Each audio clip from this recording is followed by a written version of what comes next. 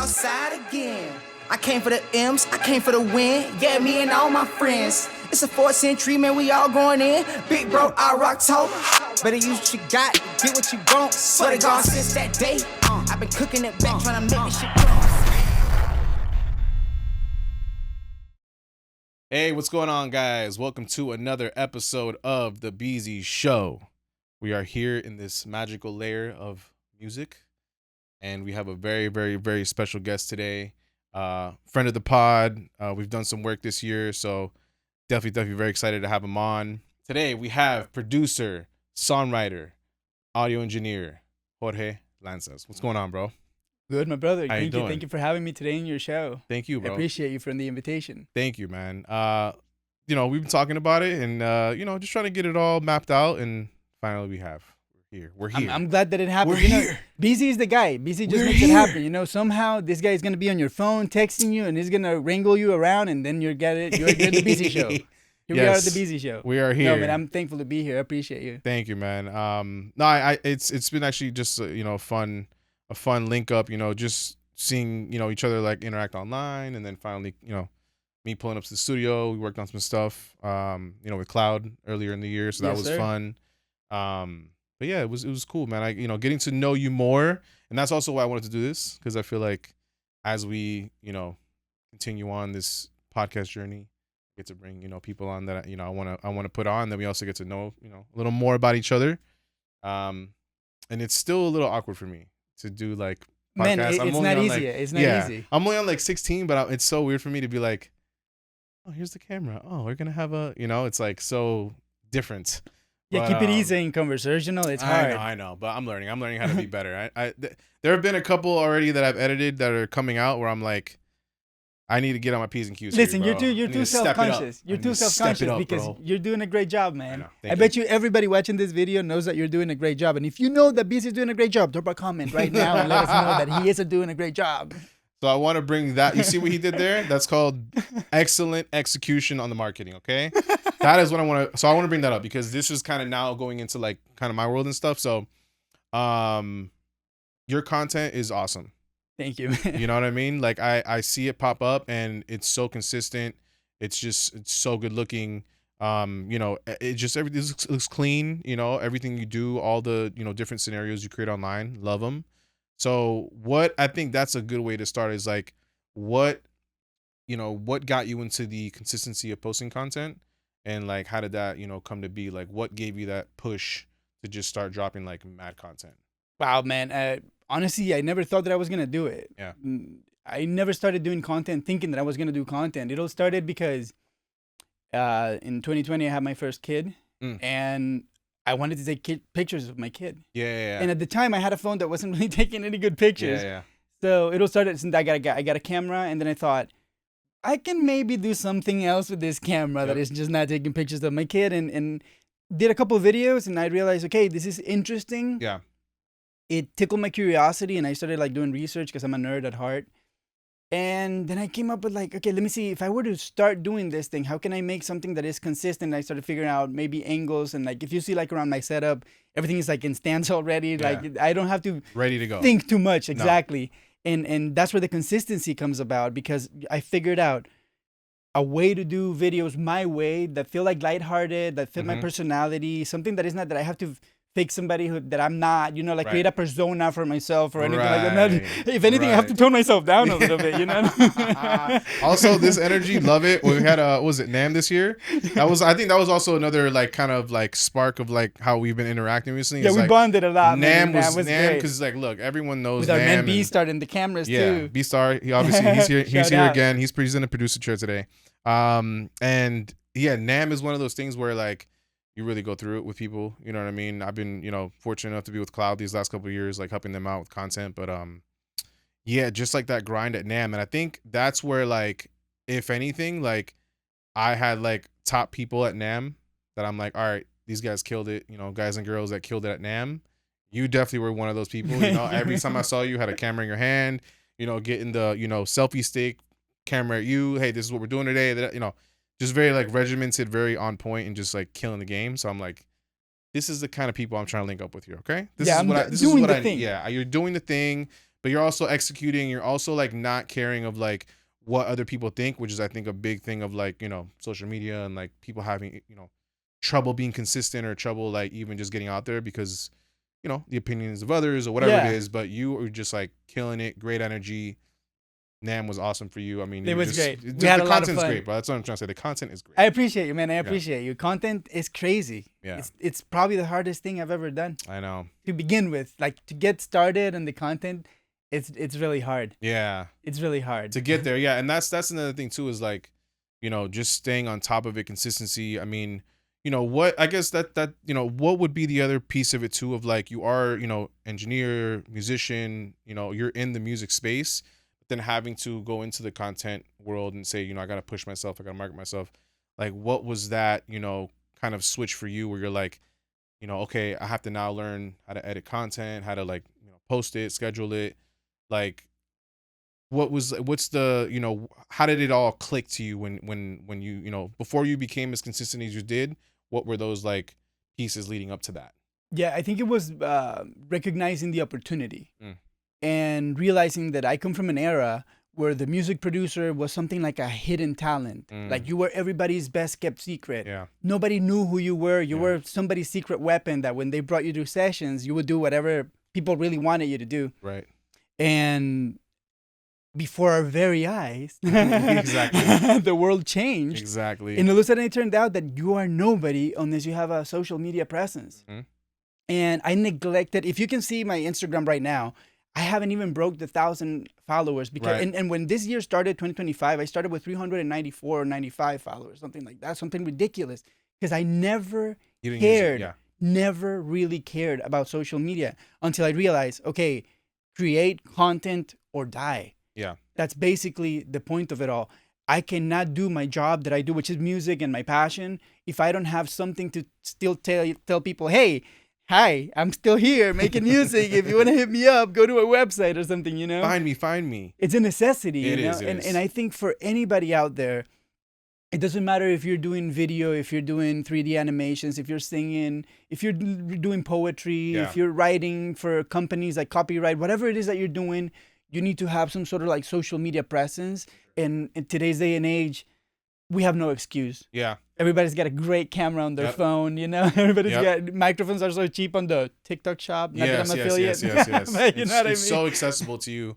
That's, you know, so what keeps you, because, you know, you go in and you start the year, you know, you are where you are, you started where you started, and then you are here now today where this is what I like about you when it comes to this, you know, content on social media is even though like the followers, you know, all that kind of stuff isn't there, the approach looks excellent. And that's like what I try to tell the people too, like, you know, as they, you know, get their legs under them and start doing content, it's like, yeah, the numbers, I get what you're saying, but, and, you know, and I don't want to be like also that guy, because I feel like I've been saying this. The numbers are important. Obviously they're important, you know, obviously you have to, you know, you have to scale, you have to, you know, figure out where you know, where you are, where you want to go, and, you know, be realistic about it. But at the same time, though, there, you know, if you do think about it too much, then it becomes the North Star. It becomes a block. Yeah, and then it's just like that's not why, you know, you're just doing it to do it. And what I'm getting at is like your content, the way it looks, crispy, clean, great personality, fun, like everything that you do with your content, I love it because you already have that like, you know, 5-star approach. It's just they're gonna come. It's like that saying that everybody says. Dress for the job you want to have, not the job that you already have. I already know that I have no following on social media. And when I started my YouTube channel, of course, it takes a long time. Right now, I'm about to hit 6,000 followers. This year has been like really crucial for me. Wow. Because I went from like barely monetizing at the end of last year. Wow. Breaking that 1,000 followers on YouTube. And now I'm about to break the 6,000. Wow. I did my first 1 million views. I have one video with over 100,000 views. So it's growing little by little, but my approach in the beginning was like, I used to get like 10 views in a video. And I used to think, I'm going to delete this video and maybe I'll post it later, you know, maybe I can get 30 views. But no, you cannot do that. You know, in the end, you just got to put yourself out there. Yeah. And like one of my biggest mentors said, in this life, he said, and he's giving me advice for the past world, but you can put it right now. The greatest Dave Pensado told me. Definitely the man. Shout out Dave Pensado. stiffens out everybody that knows him, loves him, and it's for a reason. That man is worth his weight in trillions of gold. Oh yeah. Absolutely. But he told me, in this life, it's not only about trying to put yourself out there and be the loudest one in the room, or like having billboards all over. Sometimes it's about like just leaving little breadcrumbs here and there, and then lead everybody to you. And that's what I think that what social media allows you to do. Let's say I go out and make a video, or like lately what I've been experimenting with is like live streaming, which is a whole other ball game. Is like, it on Twitch or? I'm doing YouTube at the moment, Okay, cool, just because I already have the following to like start whenever I want to, and it's easy for me, and it's already monetized. I already have everything set up. It's good. So it was an easier platform for me. But what's great about it is that I go and I would do my work, right? I'm doing a beat, I'm making a song, I'm tuning vocals, whatever it is that I'm doing and that I'm allowed to do for my job. And show to people, because that's another thing, that I cannot just use any song that I'm working on. No. Yeah. But so what I would do is I'm going to work there, and then I find little moments. And then it's like, okay, let me say maybe this like little piece of advice here by using this plugin that I can just like organically say right now. So I take the second to say it, and then I just clip that thing up and put it on TikTok, put it on the shorts, put it on the reels, like everywhere. And that's how you're leaving all these little breadcrumbs that all of a sudden are gonna lead somebody to this space. Yes, exactly. That's actually interesting. The YouTube growth this year. What has been your success there, do you think? Because that's like huge. Like that's a lot of a lot of people I've come into contact with, and just people that are like interested in content. I hear them always talking about Instagram and like, TikTok and all this. And I'm like, why is no one talking about YouTube? Why have you not brought up YouTube? YouTube gives you the idea that there's a big barrier in how to make the content. At least when I first started, and if I would give myself an advice 5 years ago, I would tell myself, you don't really need to be the polished guy. No. You don't really need the 4K camera. You don't really need the nice light. That's a myth, because when you see some of the biggest YouTubers are just a regular guy with an iPhone and the AirPod, like audio is shoddy, but the concept of what they're talking about, the idea behind of everything that the content is about, people relate to. And that's when you start realizing, if you want to really be successful, because this is the thing, in my case, social media and content creation, it's never the main goal. Because I'm a music producer, I'm a songwriter, I'm an engineer in the hottest market in the planet, I would say, in Los Angeles. Absolutely. Where everybody, in a 5-mile radius, like maybe there's like 5,000 people that do the same thing that I do at sort of like the same level. And maybe the differences are like who's got a better personality, who you want to be within the room. You know what I mean? Like this is very competitive, is what I'm saying. And everybody's expensive too. So it's not like you can say, I'm just gonna drop my pants, so it's a very competitive market, and that's where I like to be. I love this market, and that's what I like to do.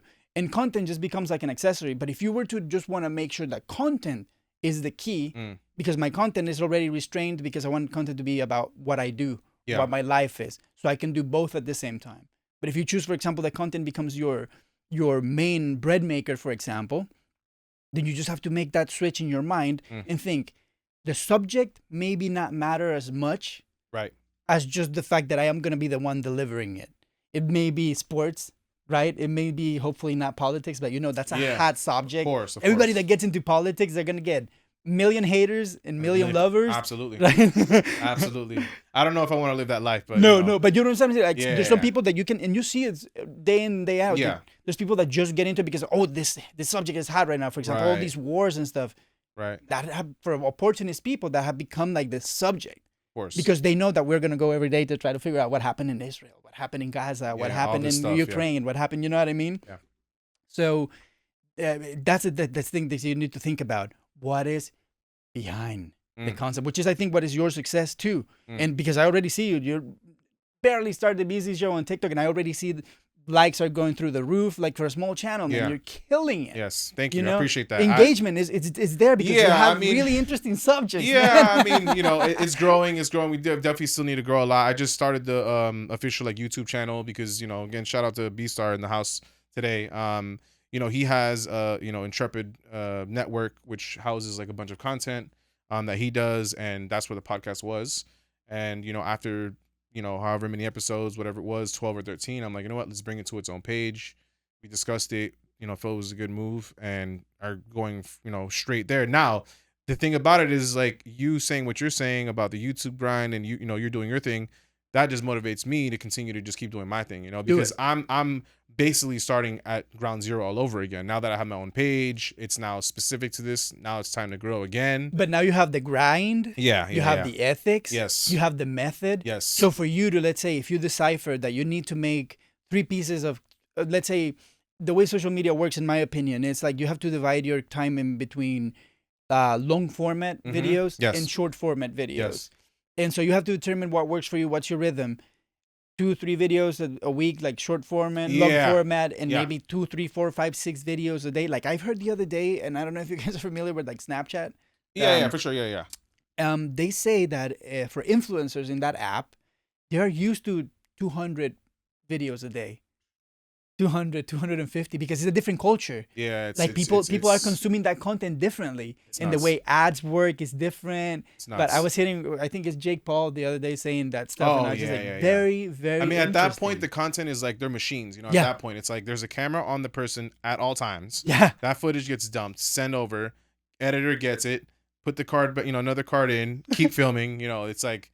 That's just how they. And that is your worth. Did you notice how he put it so quickly? How the whole process of making this content is like that's the value of people that know what they're doing. They know exactly what to do, A to B. It's just about doing it. That's why you have, in my opinion, the biggest chance of succeeding in YouTube, for example, which is the platform that I think I know the most. YouTube really, really, really prices consistency. It doesn't matter if it's a video daily, 3 videos a day, 1 video a week, 2 videos a week, as long as you keep it consistent. Yeah, there's growth. Same time. I would say nowhere in social media you can post 1 video a week and expect growth. Yeah, it's not. That's not. And at least just 1 piece of content. And also, a day. That's one thing I was telling B too. And when I started with the channel, and that's the thing too, is like I feel like I kind of opened my mind up more a little bit on like what I want to do with the page. So obviously full length podcast, you'll get that there. You'll get all the clips from the podcast. I usually do like whatever 6, 7 clips from each podcast, post that there. But now I'm even thinking like, oh, well, I'm making these like cool commercials for like per episode. So I'll do a cool little commercial like, hey guys, we have this person on. So that's another piece of content. I have some other ideas that we were talking about too that I want to get filmed and kind of like, put out there. But it kind of opened my mind to say like, oh, I don't need to just post the full pod and the clips from the pod. I can also do like commercials, and I can also do, whatever. Maybe we can do some tutorials here in the future, like how I film content or how I do things. So it just really opened my mind to like, where I can really take this page and what I can really do. So I think doing it and having its own page, having the official page now, just kind of like opened my mind to like a lot more ideas. Obviously with their help as well, like guiding me. I mean you were grandfathered. Basically by the Intrepid Media. Yes. They let me in. All right, I want to go a little bit. I want to go back. I want to go to the beginnings, your humble beginnings. So you're from Nicaragua? I'm from Nicaragua, born and raised. There you go. Sir. My mom and my dad are from El Salvador, so both of them are, neighbor countries. They're from there, So what was what was like your upbringing, and like what, got you to music, as, youth to like when you were there, living there, and then finally getting into music? Like what was that, journey for you? Well, I think it was a very long journey, to be honest, because I feel like even though I don't come from a musical family, my mom did work in radio before we were born. Wow. And so she had that radio mentality. She always liked good music. I remember even when I was like very, very young, I would have like crates of cassettes with like tons of music, and she would love classical music. I feel like just to calm us down, and her mind makes us smart or whatever. And she would have like Richard Clayderman and like Raul Di Blasio and all these great piano players. But fast forward, when I grew up a little bit more, and everybody started like getting into like video games and having their TV in their bedroom. Some people, like this is like middle school. Yeah, I would say maybe like more like high school. High school now. Okay. Yeah, more like maybe I was like probably 11 years old or maybe 9 years old the first time I finally got my biggest independence yell, and my mom bought me like a boombox. Oh wow! Right, and that it was just for me. Right. Because I was just like, oh, some of my friends are getting a TV, and I wish I could have a TV, and she's like, no, I don't want you to have a TV. Yeah. But I'll give you a boombox. Great choice. Great choice by her. And so she would take me to the mall, like maybe like every once a quarter or wherever I had grades, and she will take me like to buy a couple of CDs that I would be interested in. And she would put no restrictions. I would say that was a little bit ruthless behavior. Yeah. Because I would buy like some CDs that Yeah. I, as a parent, probably wouldn't let my kid get. Bro. Like, I'm assuming, it's probably something not great. Yeah, I was really into like heavy metal and stuff like okay, that. okay, cool, Almost anything that would have like a super provocative cover or Yes, like yes, that yes. explicit content. I would just like, this is That's what I want. yeah. And when I was a kid, like it was the rise of like the CD store where you go and you put your headphones and try a couple of CDs and like Scan it. you would just change the number. Okay, the 14. Oh, that's that. Oh, what is this? What is that? So I went through all that stuff and I always was super interested in music. And then one of my brothers was a guitar player. And he had this like impressive system of like a crate double rig with like a Charvel electric yellow guitar. So I have all these things that really make an impression in me. Yeah. Right. But of course, my family, and I come from a third world country, Nicaragua, is like nowhere near friendly to music. It's very friendly to arts in the sense that it's a very easygoing lifestyle that you can have. Mm-hmm. But especially because the life is like way cheaper than it is, for example, for us here. Of course. Like it's ridiculous compared. Of course. So that allows you some sort of freedom to like enjoy your childhood and not having to get a second job by the time you're 14, you know what I mean? Right. So you would have time to hang out with your friends and do music and that kind of stuff. So it's conducive to that, but you can never think about it as a profession. So of course I went to, like everybody, you could either be a lawyer, a doctor, or like an engineer in like the like a civil engineer, like a structural engineer, that kind of stuff. Right. And I didn't want to be any of those things, so I just went to law school. And in the meantime, I was touring with bands. Oh, so you're already playing. By the time I went to law school, I was already, I started playing drums, was the first instrument that I thought, okay, I really like this.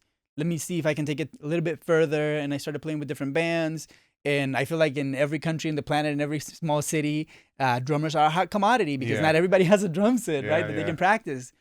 So I played with everybody, their mama, their cousins, their aunties, and everybody. I played from heavy metal bands. I mean, I'm talking about black metal bands that you like paint your faces white with black stuff. It's deep down there. And I played Christmas gigs where somebody would call me up on a Friday night and say, "Hey, I'm going tomorrow to this gig, and we need to learn 32 songs for tomorrow, all Christmas themed." And you're like, "Okay, let's go do it. Give me all the songs." And I was like a hired gun. Yeah, for sure. And that one thing led to another. Then people are like, "Okay, Jorge, practice with a metronome at home."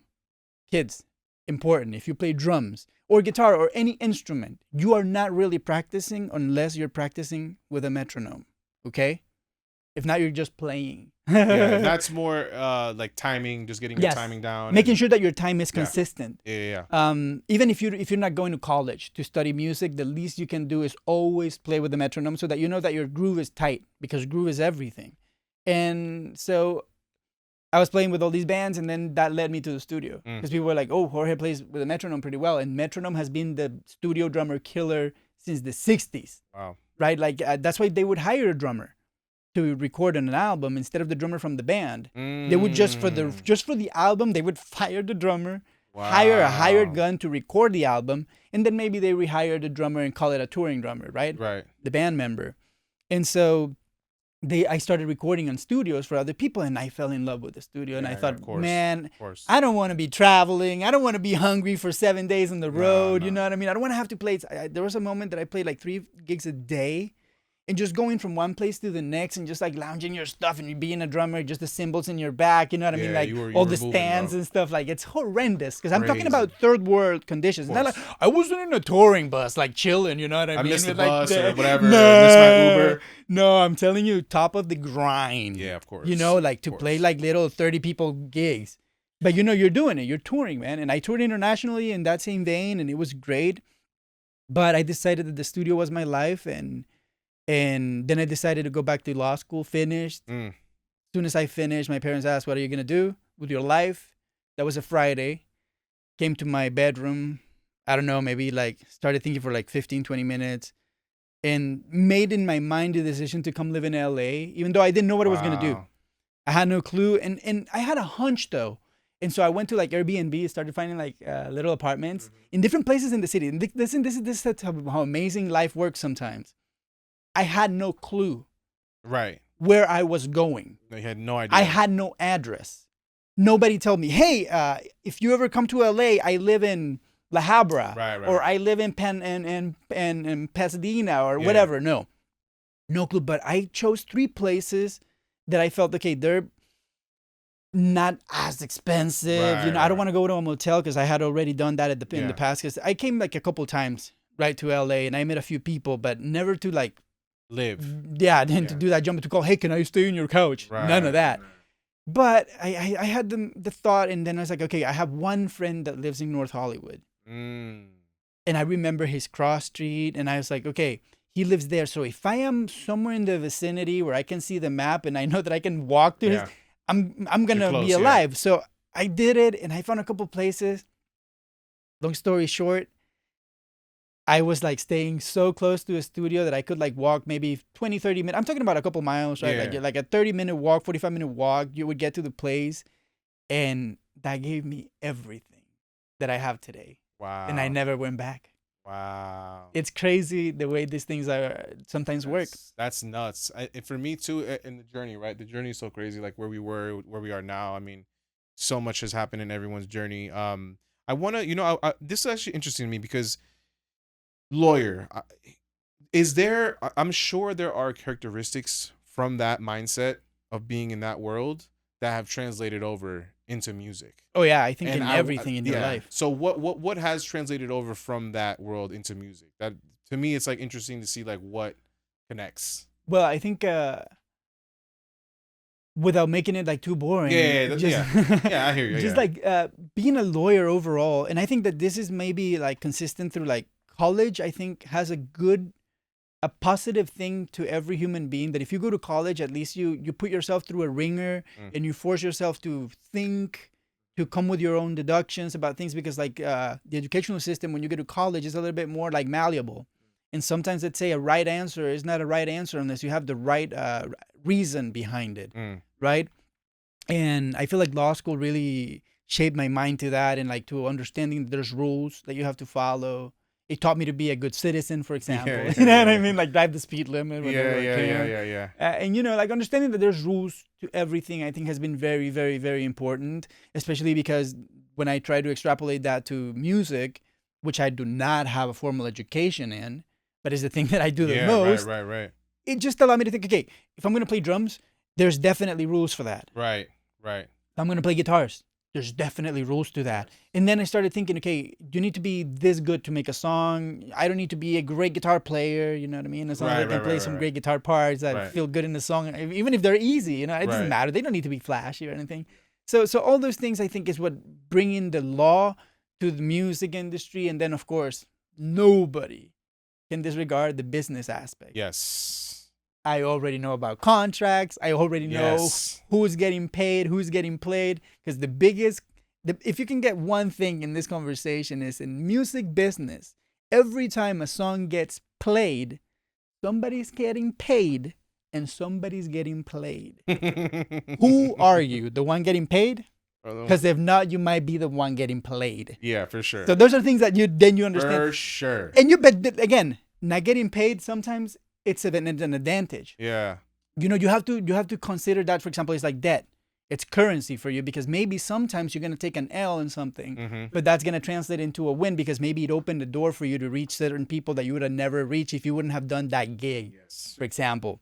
So be mindful of when these negotiations are malleable. It's not, but at least as a lawyer, you think about these things. Okay, I know that I'm getting stiffed in this direction, but I'm going to meet that person, and then I'm going to have that phone number, and then I'm going to have that connection. So you always have to be that it's a currency. Yeah. It's also like an awareness. That's also another thing too, is like you had this awareness going into. I wanted to ask that because it seems so interesting.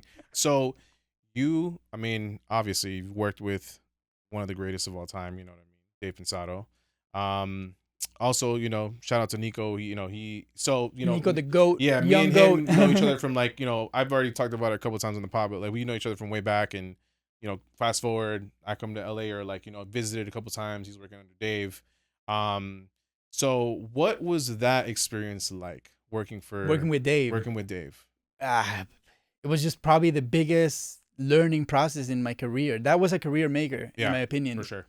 I got the chance to spend with him a whole month in his house. Wow. Eating his food. You know what I mean? Yeah. You were there. Yeah, like taking care of his dogs and just like chilling and just like watching his little process every single day. And him always like sweet talking me, because I feel like he was the first person to made me realize that I was really comfortable living in my country and really happy, because he thought he sensed in my demeanor like I was like feeling like a big fish in a small pond. And he said, you know what that means? That means that you're ready to be the small fish in a big pond. And you know, that could have scared me. And he said, I would never recommend you to move to LA. I would never recommend you, because I would never recommend you to jump in the water. I don't know what you're made of. Right. You know? Right. I know you. I can only know you only so much. I known you for a couple of years. I cannot tell you, this is the moment you need to leap and you change everything in your life and go to freaking LA, right? Because at that point, I'm still living in Nicaragua. Yeah. I'm just coming here to visit him. Oh, so this was before you officially... Yeah. Wow, that's before big. I officially came. That was the main reason why I felt like, okay, if this guy has told me that I have a chance, I feel like maybe I do have a chance, you know. For sure. But he never wanted to give me like the false fake hope. idea exactly that if I come, for example, he's gonna help me. Right. Right. Because you have to distinguish that. It goes into some of that awareness you're talking about earlier. Yes. It's like, you know, there are people that are in positions that you meet in this business, but that does not by any means mean like this is my ticket. You know what I mean? Exactly. You cannot feel that you have a golden ticket waiting for you on the other side, because then it's complacency. It doesn't work that way. And then, you know, honestly, I've learned in this business, the more I do it, it's very hard for us, though. I want to consider myself like a keeper in the sense that I've been doing it. I'm 36 years old. I've been doing it since I was 15. I only keep growing and growing and growing and growing and going deeper in the rabbit hole and getting deeper and deeper. I never had like a safety net. I never had like a plan B or anything like a way out of music. Right. So people like me, like the keepers, I've noticed, and I've met so many people that seem like they were keepers. Yeah. 10 years ago, 8 years ago, 7 years ago, 6 years ago, 5 years ago, and then all of a sudden none of these people exist in the shot anymore. They disappear. Yeah. So that is something that you realize in this kind of business, that it's about staying there, doing it. Yeah. You have to be dumb enough to keep doing it and keep doing it and keep doing it. And so that's what Dave brought to the table. He was like, this is a challenge. It seems to me like you might like a challenge like that, right? I might be wrong. He knew it. He could just tell. He said, this guy wants to go all the way. Yeah, and I was like a shark, you know. I smelled the blood, and I was just like, I'm gonna go to LA. And I remember going to my parents in the first moment when I told them, hey, I think I'm gonna move to LA, and they're like, what? Because I hadn't told them like I'm thinking about moving for real. They know that I'm coming to LA and coming back and I'm doing music. At this point, my dad is like very removed. Like it wasn't like a couple years ago that for the first time he saw one of my videos playing guitar, and he calls me, well, man, you know you play guitar.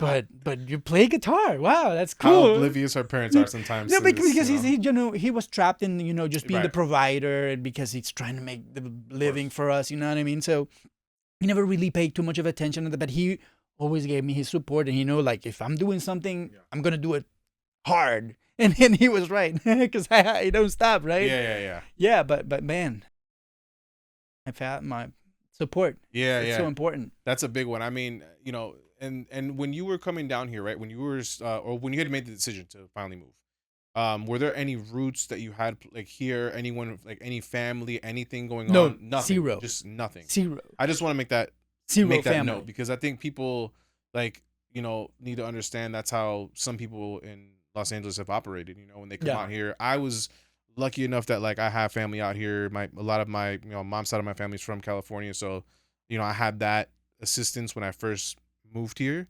Had I not had that, I don't know where I'd be right now. You know what I mean? Like it just because like you need support. I think about that, I'm like, damn, that's crazy. I'm like, where I'm at today, it's insane. I think B too, right? B, you came out here solo dolo, right? So that's what I mean. It's just like people come out here, they make that move, and it's like it's a city of dreamers. Yeah, for sure. I mean, that's definitely true. So through that journey from Dave and like learning and like making the decision to come here, leading into now? You know, like what has that journey been from like that moment, making the decision to finally be here, and then where we are today? It's been a great journey. It's been long. And when people tell you that there's ups and downs, they mean there are ups and downs. 100%. And the bigger your ups, the bigger your downs. I've got a couple legendary moments that I felt I have, you know, just because we're living in the moment, and sometimes you're fed up with you feed yourself up with the energy of the people in the room, and in this business that we do, and this passion that we have, the art that we make. Sometimes we're in rooms with extraordinary people, and the vibe is there, and you feel like you're changing the world. You know what I mean? Everybody's like, we're making this record, and it's amazing. And sometimes I look at my people on my side, and I cannot believe that these were my heroes. Yeah. I'm working with these people, and I'm here in the trenches, and so I've had a couple of surreal moments that I felt like maybe I made it. Yeah. And then I had like 3 years of like, you know what I mean? You got sent to the gulag, man.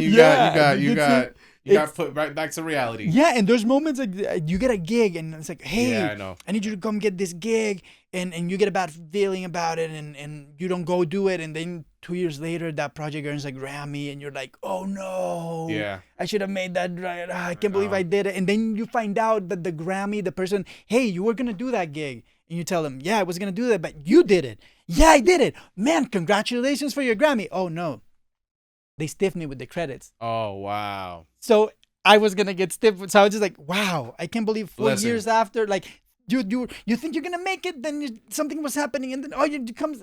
This might be my Grammy. No, this is not your Grammy. You're going. You know what I mean? Like you're back always and forth. You just have to be really, really passionate about music. You really have to believe that it's not really about yourself. And it's not about being great either. You have to be great in everything you do in life, but what you have to really be great at, it's at being a person, a human being, because that's what's going to open the doors for the people that are going to teach you and they're going to help you reach the next level. You know, like I've experienced that so much. Like the second I finally let go and thought, you know what I mean? It's okay to suck. Yeah. It's okay if I go to a studio session, you know, and I'm surrounded by stars and they say, okay, Jorge, cook a beat for us like that. And I just like flop and start like sounding terrible for like 20 minutes. And then all of a sudden the beat starts coming together and I'm like, okay, not so terrible anymore, right? But you have to allow yourself to have that ego kill moment where you realize that it's okay to suck, right? Knowing that you are going to make it better, but don't get too caught up in the moment, because I feel like we block ourselves. Like for the longest time, I didn't want to collaborate as a producer because I felt like I'm not adequate enough. You know, I don't play keys like freaking like Jacob Collier. You know, I don't have perfect pitch like Charlie Puth. I don't know how to mix like Dave Pensado or like my buddy Nico, you know, or like my brother Leandro. Like, I don't know. I'm not doing those kind of gigs. But the second I stopped thinking about all those things and I started working with all these people, then I started getting cuts with them and I started working on songs with them, and all these people that used to be my heroes become my friends. The second you forget about yourself and you just try to give value to people around you. If I am not the best at piano, what am I the best at? Maybe I can bring great energy to the room and everybody's going to feel great, and maybe we can cut better vocals because everybody's feeling happy at the room. You know what I mean? Like, you have to be thinking about these things, but of course, always remembering that we are in LA and the bare minimum in LA is very, very high. Very high. Very, very high. In everything. Everything. Because just like you see, like just in this room, there's 3 people that came to this place with a dream. And I assure you, where we were before, we were killing. Yeah. You know? Yeah. We were already trying to smash every cake we could, but we came here because we're like, okay, there's a bigger cake there. Let's go to find out what it's all about. Yeah. And we're still here. Yeah. So there's an element to that, but you have to then let all that go, forget about it, let that all just be what it is, and just start thinking about, okay, as a person, okay, I'm in a room. Are we happy? Are we great? Tell me a story. Like, I love to say this kinds of thing when I'm like writing a song with an artist. I'm like, just tell me about yourself. Yeah. And then before they know it, we're writing a song. Exactly. I don't like to say, okay, let's write right now.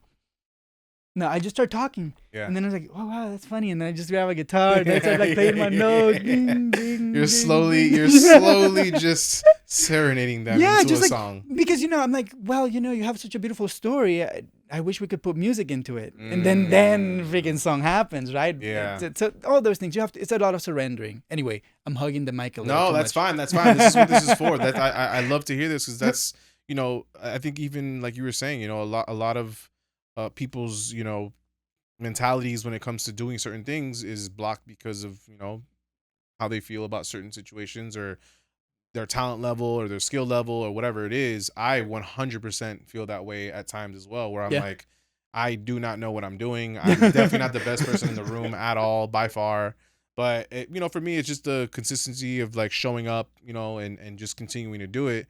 I think just gives me more confidence as I go. You know, I'm not, and we can go back to all the earlier podcasts, whatever, but like there's not a time where I'm like that confident of like I'm the best, bro. I'm the best dude here. It's like I, you know, obviously like, you know, my spirit animal or whatever, it's like, yeah, for sure I'm this like badass dude, but you know, the reality is like this is ups and downs, like you say. It's you know, you have these up moments where you're in rooms with people that you admire and like listen to their music on Spotify or what, it's like crazy artists, like insane.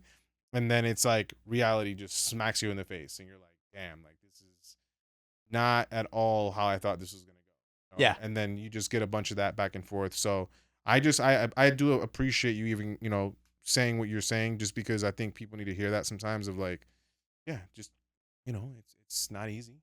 It's not easy. You know, especially what we're trying to do, which, you know, on my side, film, you know, a little bit in the music, you on the music side, it's like, you know, all of these things are like very, you know, everyone makes it look very easy. Yeah. And that is not the case. The moment you see in the screen looks like it was very easy, very organic, but what you cannot see is even in this podcast alone, all the 4 hours of setup just to make this room that you guys have never filmed. Thank you, Jorge. Thank you so much. I appreciate you for your help today. No, but that's true. Like you guys have never filmed in this studio. You know what I mean? All of a sudden you just throw yourself in the water, and you have to swim. Of course. Knowing that you're not the best at anything, but knowing that in the end, you're going to have a great video that is going to be exactly what you wanted with the circumstances, and that we're going to be able to share the message that we're sharing, because I think what matters, right? In the end. Absolutely. That's exactly what I was here for. And I just appreciate you for being here today and just, you know, just giving us the opportunity and time to come and speak with you. I do have some questions for you. Thank you. So I do this at the end of the pod, just kind of like, you know, some kind of, it's just a little more in depth, a little more specific on some questions. I like to clip these out and give it to people so they can, you know, get some value from them. But I will be asking you some questions. Making it a little bit more concise. Yeah, so far it's that very organic conversation. I'm still, what are we, episode 16, I think it is? I'm still trying to find a name for this segment. I think I'm going to come up with it here, I promise. And it might be on this episode. It might not. Who knows? Maybe it will be. You know, just so I can start to create like this format for myself. Where it's I like that. We're very conversational for most of it. But then at the end, it's like, boom, let's get to some business. You know what I mean? Just so we can give some more facts to people. Okay, let's start with the first one. You spent 6 years touring as a drummer in Nicaragua before shifting gears to producing and engineering. What was the moment or mindset that made you decide to step off stage and into the studio? I think it was a combination of different moments, but overall, I think it was a matter of necessity. My scene needed a recording drummer, and I was the guy at the right place at the right time that knew how to play with the metronome, and I just fell in love with this side of the window. Yeah. And just to elaborate a little bit more on it, because you know, there's also a shift too, right? Like even just at the basic levels, there's like, you know, language and stuff. So did you already like grow up speaking English and Spanish, or was it just Spanish and you learned how to speak, you know, like things like that? Or I'm serious, it's like it's insane, because then you come here, you try to translate all these ideas, and for people that are not from here, to be able to do that is like, it has been a little bit of a shock, because I was familiar with English from a very young age. But I did not know English at all. And funny enough, I grew up and I was going to a French school. Wow. So I learned like physics and chemistry and biology and applied maths and physics, all in French. Wow. And then I got out of high school and I learned all these things in French, and then I go to Spanish college. Right. But I always knew that I needed to learn English. And I remember I used to do this crazy thing, and I would just like start talking in front of the mic, the mirror. Literally just talk. Try to see how I can like speak English and how to make it sound the best that I possibly could. Yeah. Because I knew that it was gonna be a big roadblock for anything in my life. I already knew that at some point I was gonna have to leave my country, or I was gonna have to talk with people that I was gonna be doing investment in my country or whatever it was. I knew English was important, so I was always familiar with it. My parents were always diligent and make sure that I learned at least the basics. But it wasn't until I really like started making my first apparitions into the States that I started thinking, okay, I really need to work on this because it's hard to communicate with people. Right. I need to be better about that. And I started practicing, like I said, in the mirror, and the rest is history. Now I've been speaking English for over 10 years every day of my life. Like I'm almost like about to forget Spanish, right? I know, that's how it is for me. I've definitely forgotten that. My family has a couple things to say about that for me. So awesome. Okay, got another one here for you. Your mentor, Dave Pensado, encouraged you to move to LA and nurtured your early production career. What lessons or insights from him have had the most lasting impact on how you work today? Number one is work ethics. When you're sitting in front of your DAW, in front of your computer, in front of your guitar, in front of your instruments, at that moment, you are trying to please your inner self the best you can. It's like, don't ask me if something sounds good. Ask yourself, does it sound good? Does it now? Ask yourself the question. Don't try to detach yourself from the process. Always do it about yourself, and that's how you are going to become better about what you're doing. That consistency of work ethics in every little piece of EQ that you move, every single thing that you put in that track needs to be for the right reason. And you can afford to make mistakes, 1 million if you want, because you are in that search for the right thing, for the right job, always. That ethic. And that's why Dave is one of the biggest mixers in the planet. Yeah. Because every detail had that level of attention. He was making sure that every movement was the Dave Pensado movement. That's a lot of the stuff that I see a lot with a lot of engineers that I talk to is like, whenever they have that intention on how they approach audio, they're usually the ones that are like, doing some crazy stuff. They're really, they're breaking the barrier with like what everyone else is doing audio wise. So that's a very interesting, and I'm sure it's a intense. It's the spirit. That's the thing. That's I think why I'm not afraid, for example, of AI. Yeah. Because what I've noticed is like, and some, I can't remember who told me this, but somebody told me you can teach a monkey how to use Pro Tools and it'll do a perfect job. But the monkey's not gonna give Pro Tools the soul that you're doing. That's why in the end, for example, these like DAW wars that everybody in production is familiar with, like, oh, is it FL or is it Ableton or is it Logic or is it Pro Tools? What is the best? They're all the same. Yeah. Because you are gonna make the same music that you would make because it's you making it at all times. So the same thing, you're always looking for the soul in music. And I think that's what separates the greatest from the good. That's what they say, good is the best enemy of great. Because the greatest are not trying to be good at anything in the process anymore. They're just trying to find that soul, that thing that gives life to the music. And that's why we all love music. Yeah. Because of that thing, not because the guitar sounded killer or the kick drum sounded great or it's the best snare I've ever heard. Yeah. It's not the individual things. It's like the meaning, like you said, the soul of it, like that thing you feel when you hear the song go, goosebumps. Yes. Which I didn't know about that with like engineering, like a lot. Like I've spoken to a lot of people, but goosebumps is a thing which I never even thought of. Where you're just like so into it, where you get like goosebumps, and you're like, we definitely hit. Or like crying. Yeah, or just like just getting some sort of emotion out of like what you did. Absolutely, is pretty insane. Like there's been like a bunch of times that I'm like trying to sing parts of songs, and I just can't stop crying. Wow. And sometimes it's not because the song is sad. Right. Sometimes it's, for example, the other day I was making a song, and when I finished writing the post-chorus of the song, and I wasn't even thinking about writing it, I just let the song play, and when the post-chorus came, it just came to me in the head, and when I was singing it, I couldn't stop crying because I can't believe it just came in my head in this take it once. That's insane. And it just happens to you because as a music creator, as an artist, so to speak, I think that your bigger job is to have a big antenna to connect with what happens around you.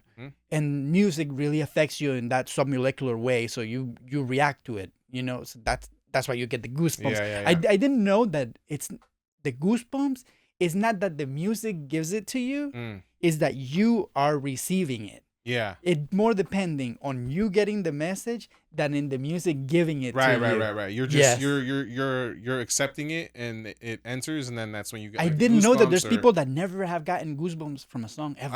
I definitely do for sure. Yeah, I get some when I listen to some music. It makes sense because we're all similar people. Yeah. We have the similar antennas up, sensitivities sure. and stuff, right? For sure. But I didn't know that some people have never felt that. I know. That's not cool. Yeah. You should get some goosebumps, man. Yeah, get some goosebumps. They're great. I love this. You've worked with a variety of collaborators, such as Apple Krishnan, Brandon Friesen, and others, at places like 420 Thursdays. How do these in-person industry events shape your approach to collaboration? Network is everything.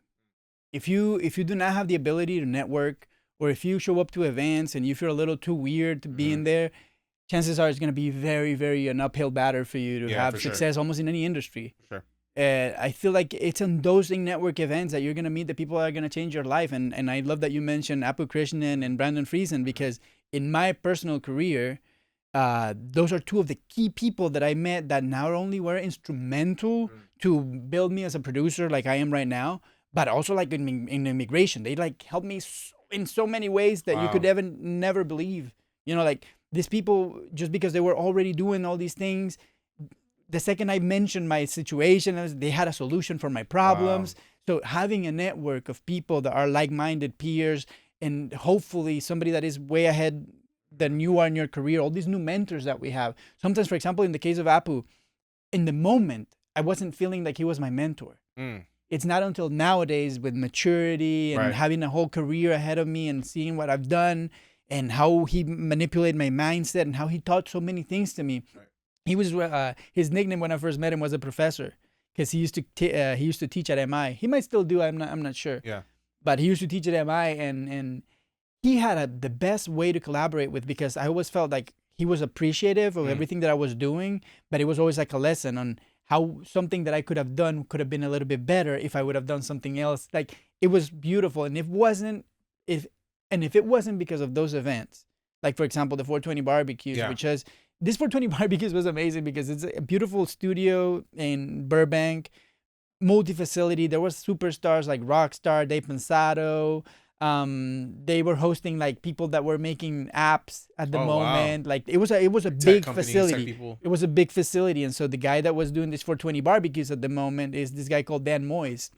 Who is a great tour manager at the moment. He was doing tour management for Sum 41. Oh, wow. And he's done Pennywise, Nickelback. I might be, don't quote me on every single name, but I know Nickelback for sure. I know Pennywise for sure, 100%. I know Sum 41. He's worked with the Kooks. Like, he's done so many things in the tour management world, and he's probably the best barbecue master you've ever met in your life. Throws it down? If you eat Dan's barbecue, you wish he down. Yeah, you wish he wasn't doing anything else other than barbecue. Like brisket, what was brisket, he doing? everything. He smokes everything. Like, let's talk food, bro. Man, he will do anything. He will do anything and everything. But wherever Dan Moyes is, you know you're gonna eat nice. Yeah. So he would do these events, and he would like just invite everybody to show up, and that's how I showed up. And literally, if it wasn't for those little networking moments that happen on every Thursday, that I got to nourish some relationships and create some of that, what I call nowadays, some of my best friends in life. Yeah. If it wasn't for those events, I wouldn't be here. I wouldn't be who I am. Yeah. I wouldn't be doing what I'm doing. And I would have probably just like crawled back to Nicaragua, you know, my tail between my legs. If it wasn't for the network that allows you to see that there's actually a community, and especially in music, I feel like a lot of people, since we come from like similar backgrounds, at least like emotionally. Yeah, for sure. It's a very easy place to like fit. Maybe you're not going to fit everywhere, but you're going to fit somewhere. Right. That's awesome. Network is key. And I want to just quote the best of it all. My friend Nico Hamuy and Big Lou. Shout out to the biggest. Shout out Big Lou. Your network, it's your net worth. If you want to take it there, take that in your head forever. Your work with Jake Singh led to major success in China. What were the biggest creative or technical challenges in producing for an international market? Honestly, creatively, I feel like there was almost no challenges at all, because Jake Singh is such a great creative director. He has a vision to what he wants to do. And he was such an easy person to collaborate with, because, like I said, we were just like sitting down here on the couch and just like strum guitars, and he would come with melodies. And I would just, oh, that's great. Let's just do it. And he had that vision of market in his head. And And by the time he got signed to Sony China, we released a song that went to #1 almost instantly in China and radio. It was a good moment, you know what I mean? But all that came from the artist. I like to say always in my job, you can be the best producer on the planet, but if you're not working with the right artists, with the right songwriters, you're going to be the worst producer in the planet. And you're going to be even worse if you work only on your own. Yeah. Because you're never going to see all your blind spots. And I never understood that in the beginning, but I can only be as good as the people that I'm working with. For sure. Sometimes I'm like, I cannot believe that I came up with that idea just because I'm talking to you. I could have never done this. And that's why when it was the moment of creating my publishing company, I called it Friends Cloud Music. Yeah. Because I do believe that when you're in a creative environment, in a creative room, writing songs, you make a little cloud of thoughts that everybody can pick up. Like you are going to pick up on it. And if I'm a great conducive personality to help create that environment, you are going to be able to pick up from that same cloud. Yeah. Where there's no bad ideas, there's nothing wrong, because the second you filter one of those ideas that I'm throwing in the cloud, you are going to make it a great idea. Yeah, and it's my same job. When you throw something in that cloud and I see it, I can turn that into a great idea. Yeah. So that's the importance of collaboration. Work with great collaborators and things are just going to happen. Don't ever take for granted the success that you have and believe that it's because of you. Right. And this goes both ways. For As an artist, thinking that the success is because you're a great artist and you didn't have a right producer or a great songwriter team in your behalf. No, it's a combination of everything. Yeah. The second you start peeling things out, like that's why you have so many one-hit wonders. For sure. The second they believe, oh, I am the biggest superstar on the planet, Game and over. they stop working with the people that they were working with, game over. Yeah. Game over. Yeah, that's actually a point that we made on the podcast release now with Taylor Kernahan. Shout out to him. He was saying like, music is 100% a collaborative effort. You know? I think it was more of like something. It was a question more geared towards like his process with like working with big artists and like big situations, big rooms. But he was like right off the bat like, yes, I was in these rooms and like yes, I was put in this role to like work with these people, but at the end of the day, though, this is 100% a collaborative. It is. There is literally no I in team with this situation. Every time you're working in a big room, like for example, I have the opportunity to work with Robbie Krieger, which is a legendary guitar player from The Doors, and being in that room, it almost felt like an out of body experience, because I didn't feel like I was a musician. I didn't feel like I was a producer. I didn't feel like I was the engineer, even though there was a whiteboard that said producer is Jorge Lanzas. And I showed up and I was just like, okay. And everybody's like looking at me like, what are we going to do today? Yeah. And you have that pressure and everything. But with the second I was there, it was like an out of body experience in the sense that you have so many great human beings that are so capable of what they're doing, that are encouraging you to be on your A game. Like every knob is sounding good, blah, blah, blah, blah, blah. And you call somebody to do something else, and okay, we need to try this different amp, and you're working with amazing equipment like Elvis Presley's bass amp or the drum set that they use in amazing songs from history. You know what I mean? So you're like in this environment and it feels like an out-of-body experience, and you realize this would never happen if it wasn't for every single element. At that point, your job is to only not mess up. Yeah. That's where a real pro, it's a real pro. Yeah. Because you are in this out-of-body experience, yet you're performing at the best level that you've ever performed, because you're not even thinking about the technical situations. You know what I mean? Pro Tools is like a third thing in your mind. Like you're not even thinking about key commands or anything. It's just your body doing everything. Yeah, if you hear a microphone is not working, you know the microphone is not working and nobody can tell you otherwise. And then you go try the cable and told you that microphone, because you are in like zen mode. You're like in the flow. It is because everybody else is in that same mode. The second you're surrounding yourself with a bunch of slackers, you're gonna allow yourself to be a slacker too. Yeah, exactly. And it's like a disease. It's like comfortable to be a slacker, Yeah, so surround yourself with this heavy heaters, high performing achievers, and you're gonna feel yourself maybe inadequate for a while, and then you're gonna put your big boy pants on, you know what I mean? And you're going to get it done and get it right. And that's the beauty of that collaboration. Yeah. Sick. Love that. Love that one. That was a great one, man. That was a great one. Okay. Couple more. All right. Here is the next one.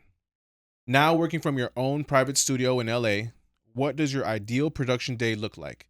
How is your space set up to facilitate creativity and efficiency? That's a great question. Honestly, I'm gonna start backwards because I'm gonna say one of the most important things, if you want to keep doing things consistently, every single day you want to be creative. Every single day you're gonna beat writer's block. Mm-hmm. Every day you're gonna beat beat block. Every day you're gonna beat video block. So if you're gonna put yourself in that position, you gotta have an environment that it's conducive to that.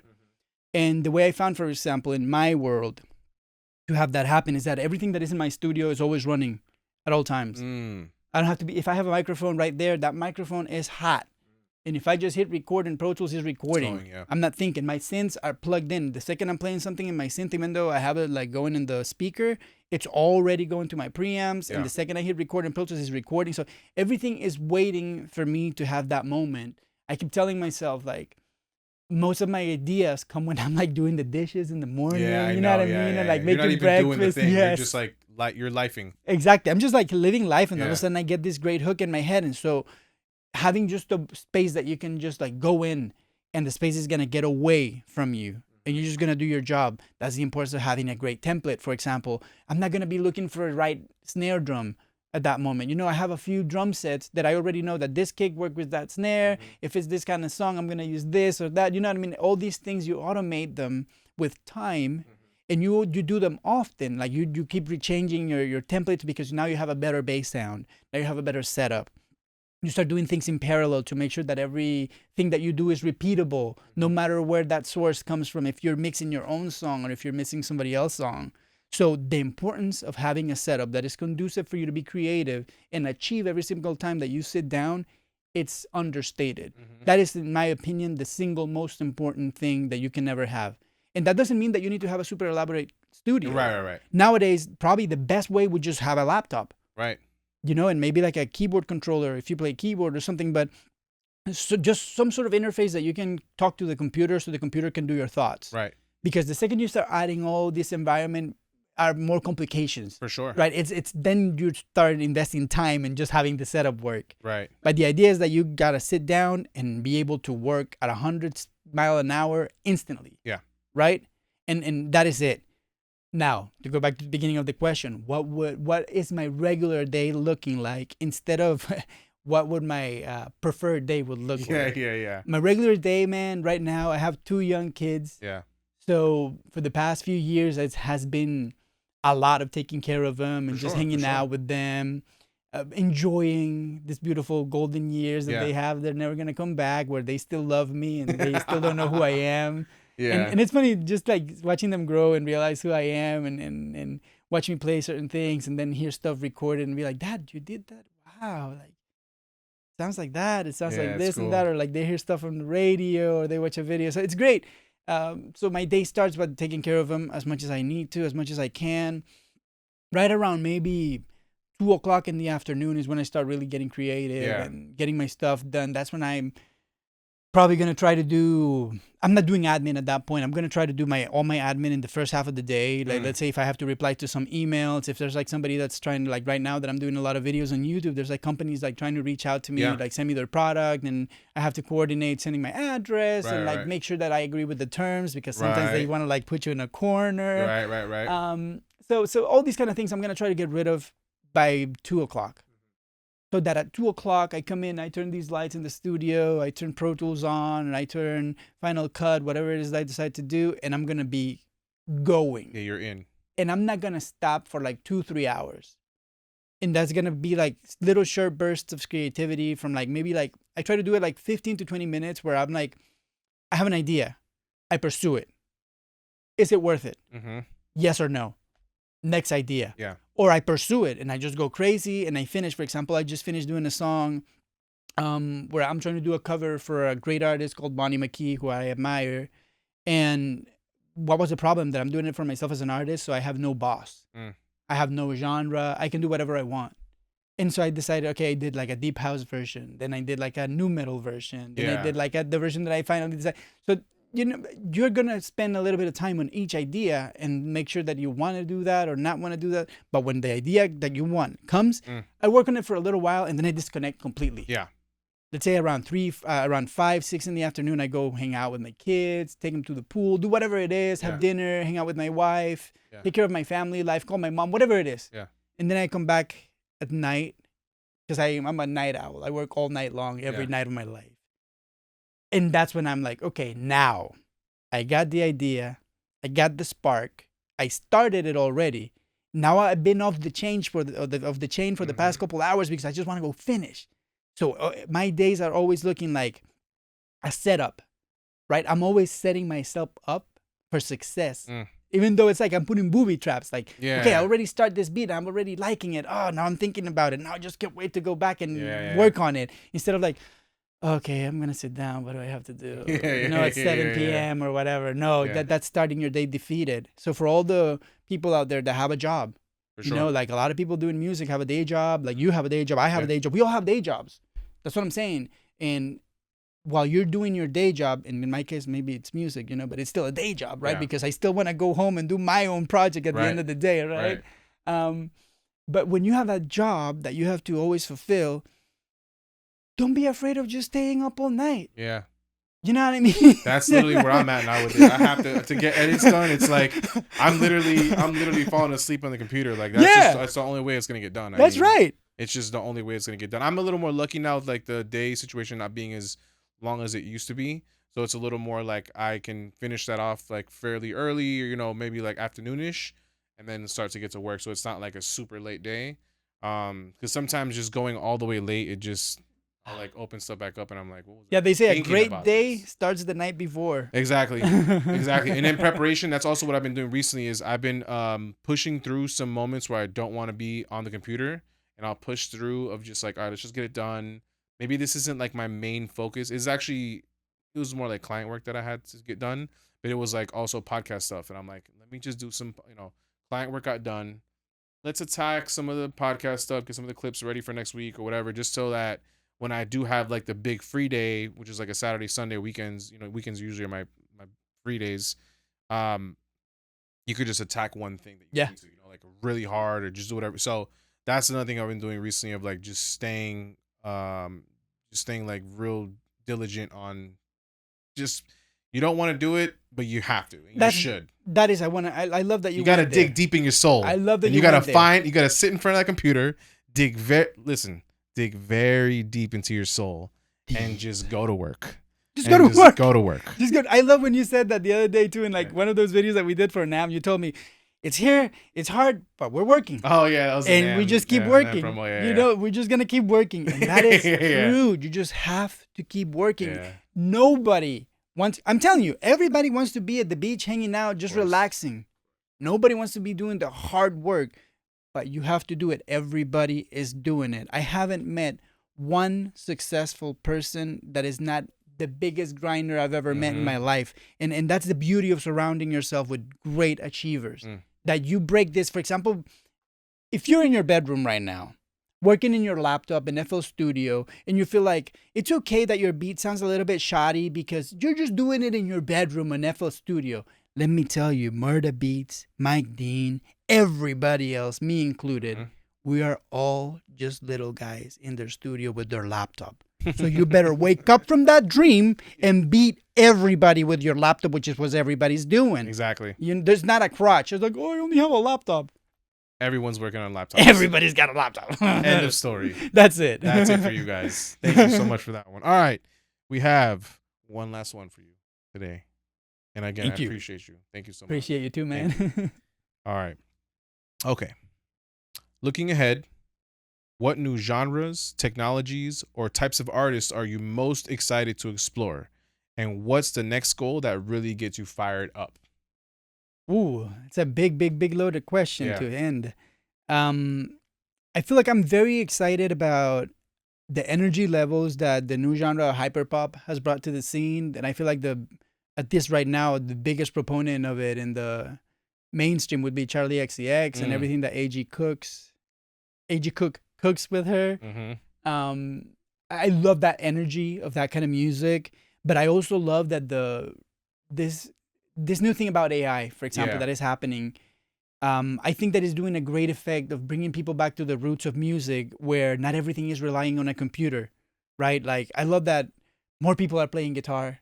I love that like drop beats are now with great guitar parts and everything. You know what I mean? Like. And that to me is like very exciting to see that people are realizing that for a moment we were just trying to beat the machine, And now that the machine definitely can beat us, now we're trying to beat the human and just do the best human possible thing that you can do. Like a lot of times I find myself now not being so stringent, for example, in tuning or in vocal lining a part, because I already know that perfection sounds in a certain way, but not all the time that's exactly what I want to feel. Like sometimes I'm just like feeling, wow, I fixed that allegedly, but it feels worse now. Yeah. I don't like it. So I like that. I feel like in music right now, there's a big prevalence on that. And I want to say like bedroom pop has been the biggest thing for that. Like people like Billie Eilish or like Phineas and for sure. Yeah, you know, like just to have these guys like chilling in their bedroom, making the best music they can, and just like using whatever technologies on their hands, like a great acoustic guitar, nylon strings or what.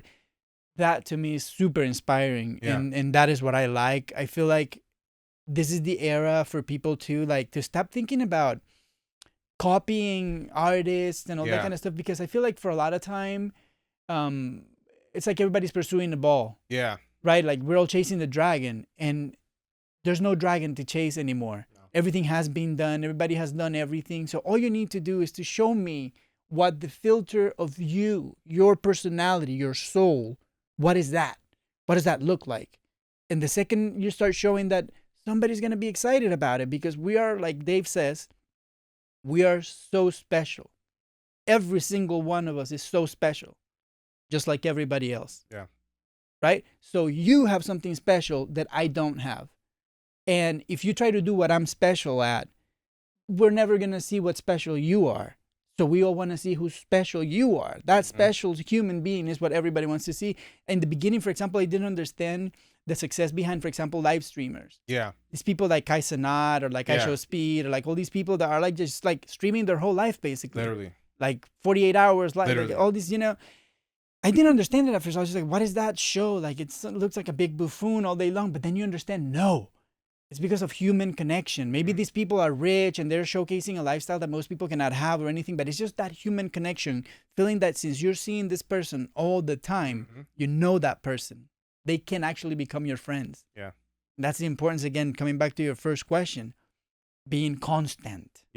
In that sense, in our case, social media, for example, making sure that you're always familiar, that your friends always remember that you're there, that you're their friend. You can always reach out. Don't feel like you're too cool to comment on your friend's post. For sure. Don't feel like you're too cool to congratulate somebody that achieved something that you feel like you wish you could achieve. Don't be hurting like, I'm not going to say congratulations because I don't want people to think whatever or what. Say congratulations. Say it for yourself. It's going to help your soul, right? You know what I mean? 100%. So I would say that's all I can say. That's all I can say. I'm done. Honestly, this has been a good one, dude. Thank you so much. I appreciate you for, you know, allowing us to come to the studio and do this. I know it's a long time coming, so I'm glad I stayed persistent with you and made it happen. Thank you, man. I appreciate you. You're a great project coordinator, man. You definitely made this happen, and I'm thankful that it did, because all these things that were said today would have never been said if it wasn't for you. So you're doing something great, and you need to keep doing it. I try. Don't pay attention to anything other than that. Thank you so much, dude. And again, you know, for the people at home, you know, how can they get a hold of you if they want to know more? Website, socials, let them know where to find you. Socials. Right now, I'm really trying to grow my Instagram, and you can find me at The Mechanic Music or at It's Jorge Lanzas. And I'm pretty sure that it's going to be somewhere around here. Absolutely. On YouTube, same thing. You can find me at It's Jorge Lanzas. But the name of my channel is Now We Break It Down, because now we break it down, baby. That's my And all the links will definitely be below, so you guys can have them in the description. But I'm really trying to grow my Instagram, so go please help them on the Instagram. Help me. Can I get at least 10 W's from this? Listen, please. I'm gonna clip this part out and just post it on social media. Just this piece right here. Where you're please. I'm trying to grow it. Followers. Please, Instagram. You know I'm there. Say holla at me. Holla at your boy. Holla at your boy. Oh my God. Thank you so much, man. Thank you so much for being here. Guys, as you know, like, comment, subscribe. We're getting the podcast up. We're getting a bunch more episodes out the door. I have a few already ready to go. So we're going to start getting everything out the door. So, you know, support the new page. This is the new official page. So all the new podcasts from the Beezy Show are going to be on this YouTube page. If you guys do ever want to go back and watch, I believe it's episode 1 through 12, You can go to Intrepid Network YouTube channel. They have everything there. Those original episodes. I'm gonna get those linked to my page too, so we can have them there as well. But again, thank you guys for watching, and we'll see you on the next one.